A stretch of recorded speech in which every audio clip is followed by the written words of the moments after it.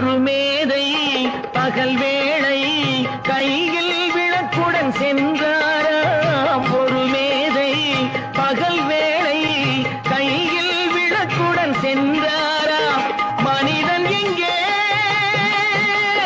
மனிதன் எங்கே காணவில்லை, தேடுகிறேன் நான் என்றாராம்.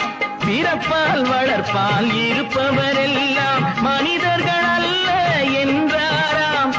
இனத்தால் அல்ல மனத்தால் மட்டும் வாழ்பவன் மனிதன் என்றாராம். வாழ்பவன் மனிதன் என்றாராம்.